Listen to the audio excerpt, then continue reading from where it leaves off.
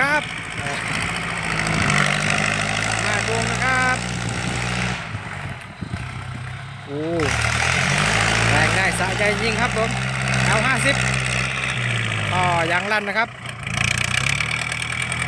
ท่อซิ่งครับท่อซิ่งลายไดสีนะครับงานไดสีราคาก็อยู่ประมาณ 2,000 กว่าบาทนะครับ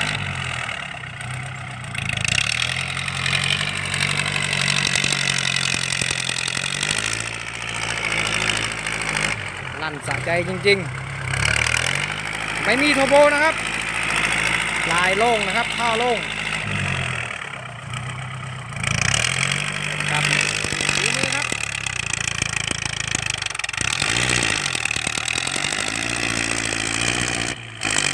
เอาเลยลูกพี่แกนี่สู้จริงๆครับ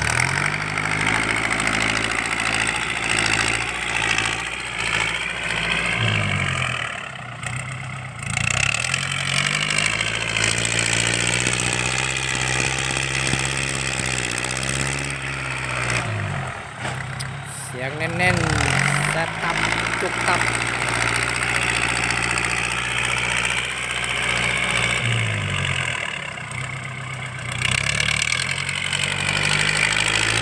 ได้สักคันดิพี่น้องเอ้ยเสียงนี่ถูกใจผมจริงๆครับ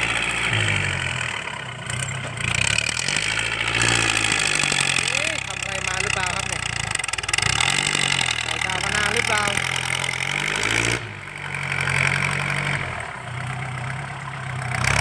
เสียงนี่โดนใจวัยรุ่นครับ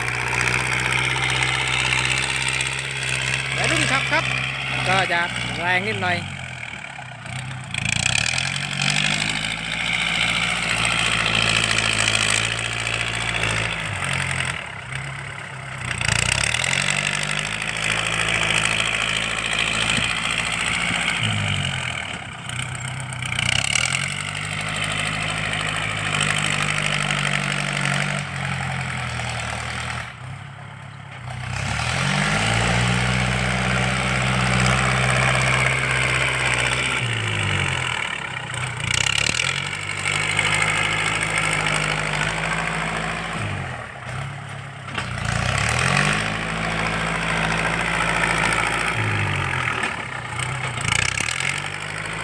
ดูหน้าถอยหลังเนี่ยไม่ต้องเปลี่ยนเกียร์นะครับเดี๋ยวนี้ครับ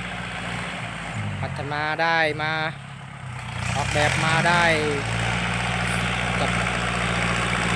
งานโรงงานทำงานได้ดีนะครับผมไม่ต้องเปลี่ยนเกียร์เดินหน้าถอยหลังอย่างเดียว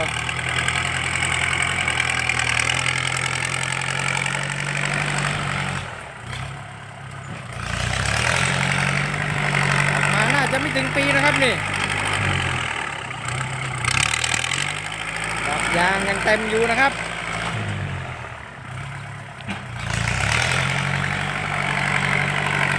ไอ้ผ่าน6นะครับ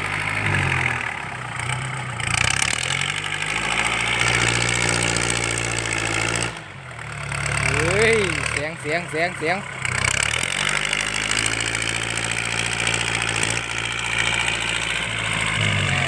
ยบครับฝีมือครับฝีมือ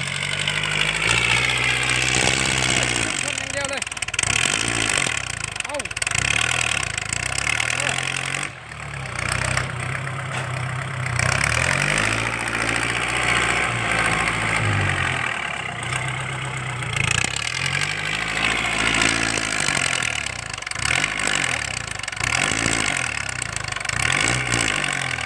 สู้จริงๆ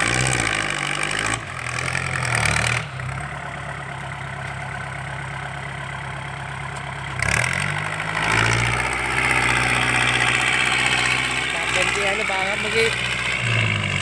น่าจะใช้โซโลนะ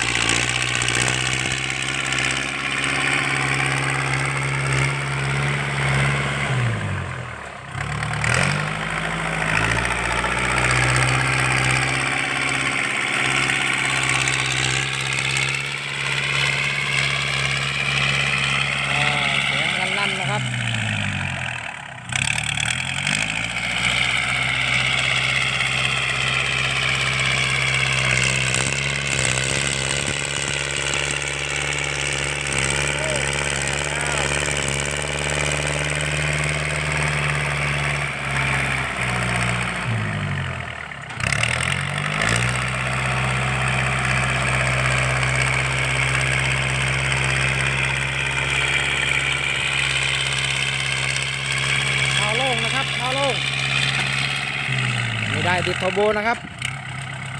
คอสวม2 นิ้วนะครับได้2 นิ้วครึ่งงานได้สีนะครับไม่ได้ติดเทอร์โบนะครับแต่ว่าเสียงลั่นสะใจเลยทีเดียว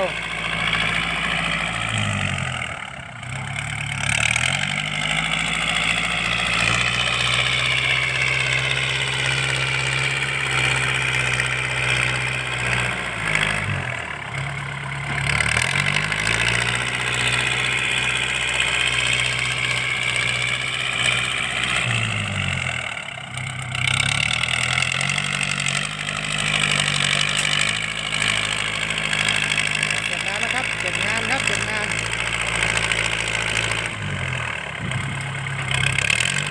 ท่านไหนที่กำลังมองหารถไถนะครับแนะนำเลยนะครับ L50 นะครับกำลังดีนะครับปานกลาง